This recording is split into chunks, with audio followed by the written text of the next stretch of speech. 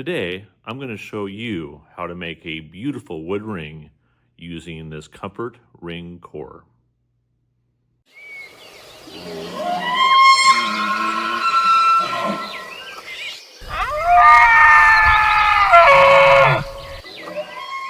So we have the stainless steel ring core. This one's 8 millimeters wide and it's a size 11. I do recommend that you carry different sizes of these when you go to make a ring. They're fairly inexpensive, but if you accidentally drill out the hole a little too large, then you will have different size ring cores that you can then use to save that blank. We're gonna go with natural wood today. As you can see, I bought a 2-inch wide board and just cut a piece off the end of that. That's much cheaper than buying the individual ring blanks. But there's several different ring blanks you can buy online too. But this is the one we're gonna go with today. And I like the way the grain is on this, and it also runs lengthwise on the ring. So when the ring is finished, I think it looks much better than when the grain is perpendicular to the ring. You can also buy cast ring blanks. This one's gonna be very beautiful with the jade and the copper. And there's all kinds of styles you can buy on these, and they're very easy to work with. For turning tools, we're gonna use just carbide tools today, but standard turning tools work too. For the ring mandrels, there's different ring mandrels you can use. This one is actually on a pin mandrel, which a lot of you may have because you may have started out making pins. And I just bought some ring bushings, and it comes with different ones in the set, and they're reversible. And these work pretty well for turning. And they also have the plastic ones or nylon ones when you're gluing. So this is what we're using today. Over here, we also have the boring head that we bought. This makes for very accurate drilling when we drill out the center hole for the ring. You want to make sure that that's a nice tight fit, and this lends to very accurate drilling in the ring blank.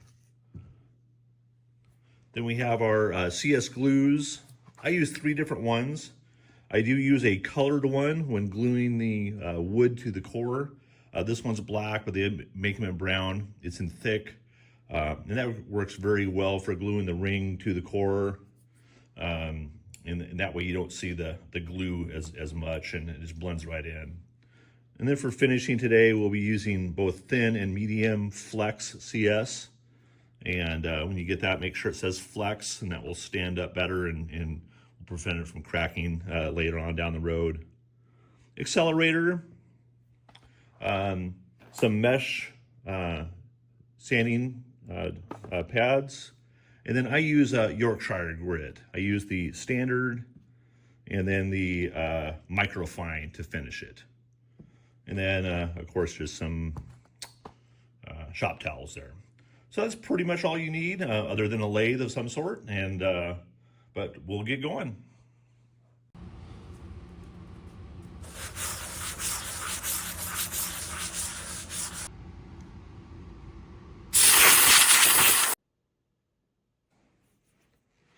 So I like to saw the corners off on this, so it makes it easier when you put it on the lathe. So if you just put the ring on there, and we don't need to get too close to the ring, but just take a marker and just roughly just draw lines on the corner that we want to take off. Doesn't need to be perfect, and that way we can just nip those corners off and make it a lot easier to turn. I made a couple push sticks with notches in them because you don't want to get your fingers too close to the blade. And there might be better ways to do this, but I just pull these in here like that and just push it right through.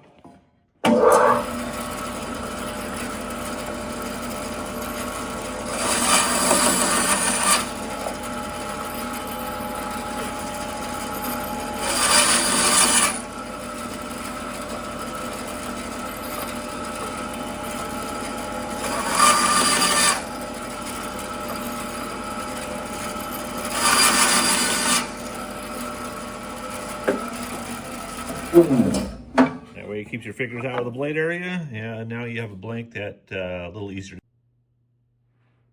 Okay, so then I clamped a piece of wood in the jaws, and I turned it down and made the front face flat, perpendicular. And this is what the block is going to get stuck to, so we can turn it down and drill the hole into it. And so before we do that, we have some double-sided tape, and we're just going to stick some double-sided tape to the piece of wood. It uses two pieces. One piece just doesn't quite cover it. And then I cut the tape and cut off any excess. That way it's not flopping around when you turn on the lathe. This tape is pretty sticky, but it does take pressure to keep the piece on. So once I get the tape on here, we'll put the piece on there, and then we'll use the lathe to push down on it and seal it on there real good.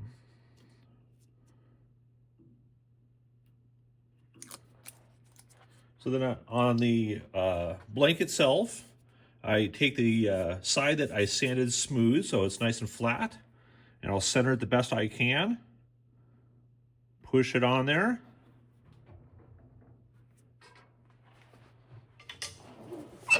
And then I will bring up my tailstock. Oops, sorry about the camera there.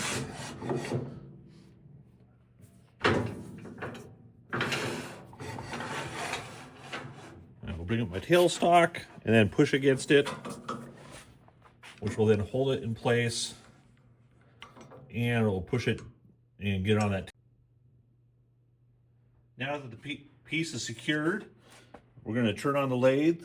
I'm going to turn it up just a little over 1,000 RPMs, and we're going to do a rough turn on it to get the initial roundness of the ring blank.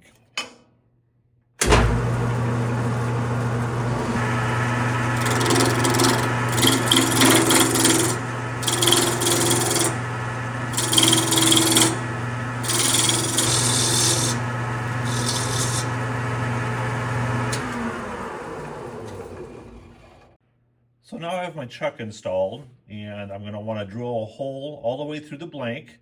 I'm using a 1/2-inch bit, just something that's smaller than the outside of the core diameter. And we're going to drill all the way through the blank, but not so deep that you're drilling into your waist. You'll feel it when it starts hitting the tape. Make sure that you're clearing the wood chips as you drill.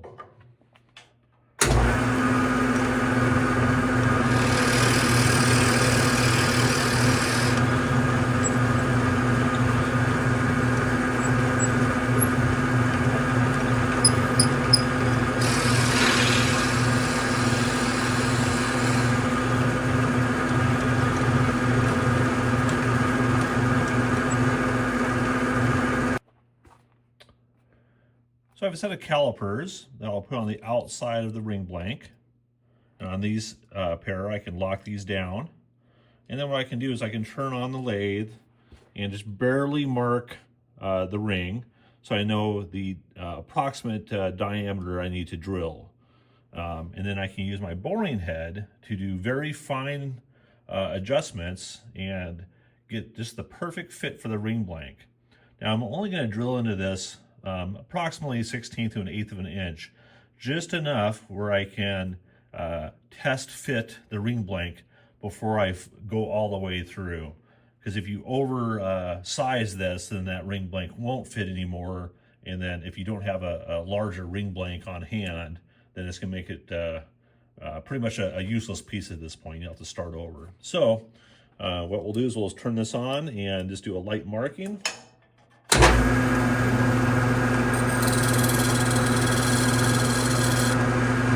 I'm not sure if you can see, but you can see the approximate diameter of where that needs to be pulled out. And then from there, I can bring up my jig and adjust this out. And without going too large, I can get close lock it down.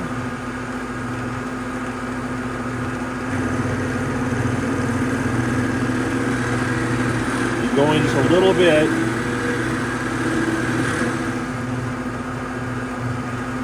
And then just do two test fits.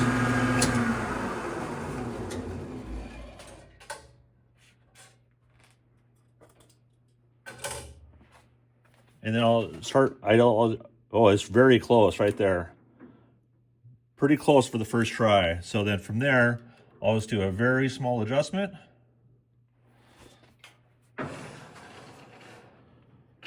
And we'll do it again until it fits just perfectly.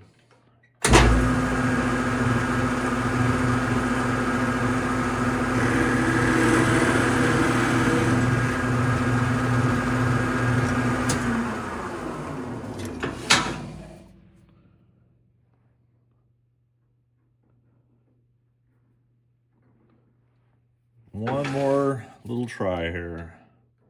So I'll just do about a quarter turn counterclockwise. I'll lock it in.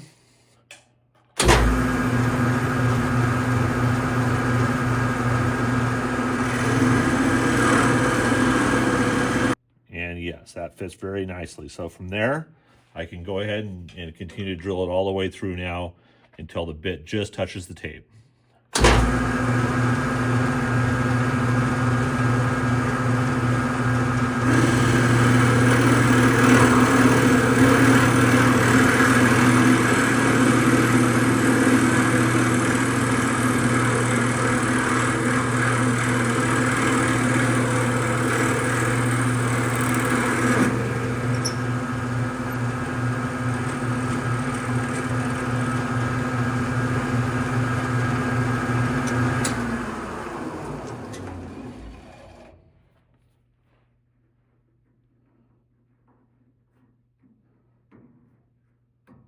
And there we have it. Nice fit right in there.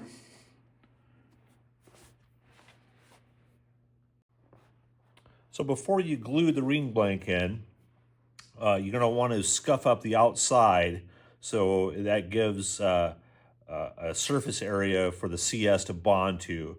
If you don't scuff it up and it's smooth, then there's just nothing for the glue to grab onto. So I just take some 220 sandpaper and just go around and scuff up the outside of the ring. Okay, and then making sure that you're wearing good gloves. I take my colored CS and working very quickly, I will put a thin coat on the inside all the way to the back.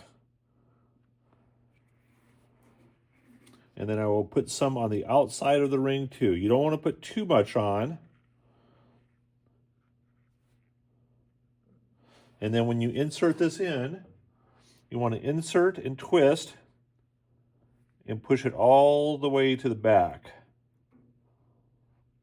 So the ring core is fitting flush with the back. And then you can hit it with a little activator.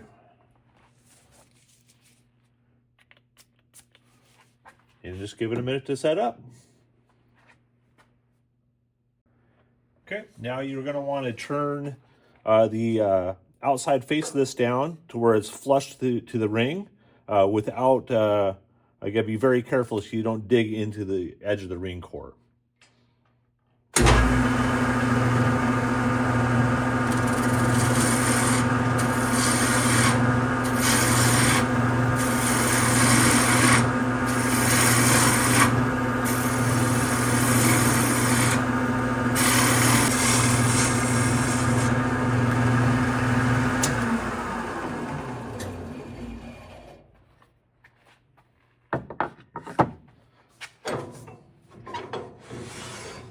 Okay, once it's flush with the edge of the ring core, you can then remove this from the wood. Just pull very gently, and that tape will release with a little bit of pressure. Okay, now we're ready to put it on the mandrel.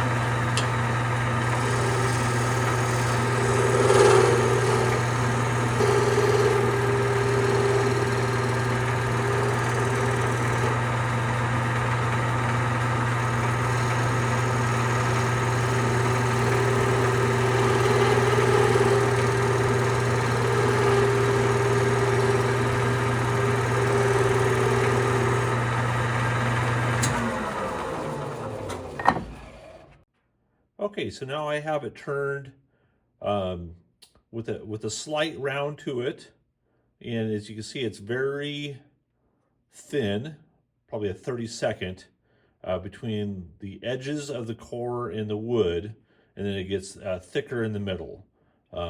That's about as far as down as you want to go, but you don't want to leave it too thick because then it makes the ring too thick. So that's as far as we're going to turn it down, and now we're going to sand it. I usually start with a 320, 400, work up to 600 grit, and then we will start applying the CS and then finishing it from there.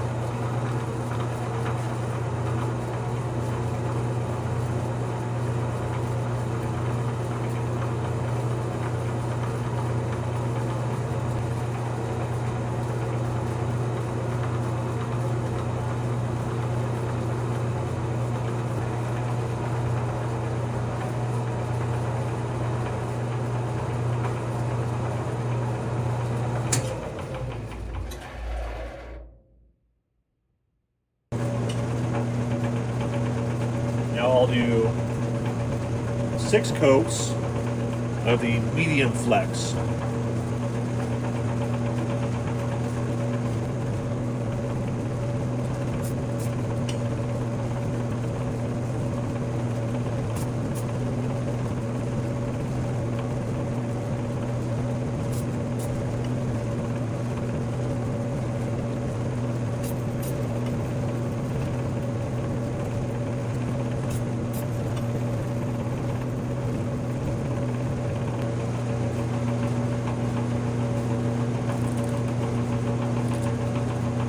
I'll use 600 grit, being careful not to sand the nylon bushings.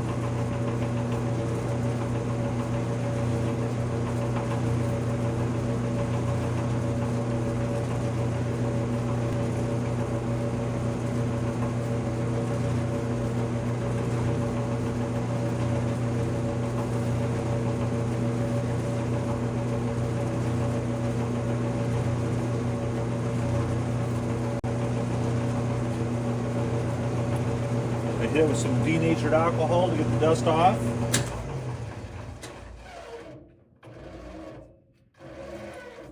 And as long as there's no pits, then I'll do one final coat with Thin Flex.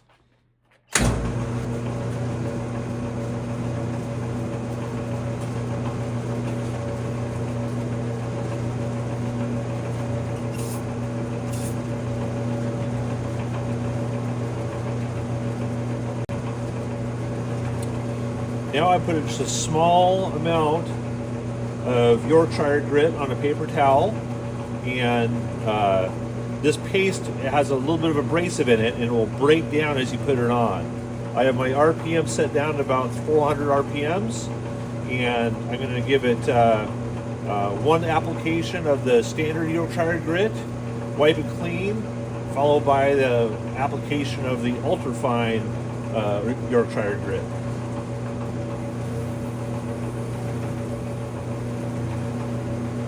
You can hear and feel the grit working. This gets it down to about 1,000 grit, equal to about 1,000 grit sandpaper, and then the ultra fine is almost like a polish, and it'll get it to a high shine.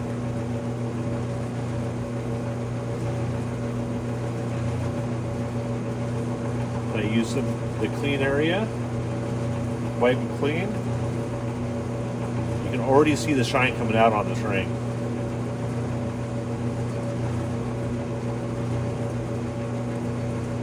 And now I'll get some ultrafine. It doesn't take much, just a little dab does it.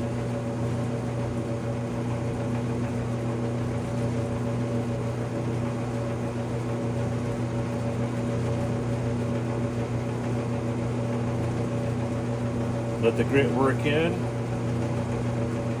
and then wipe it clean.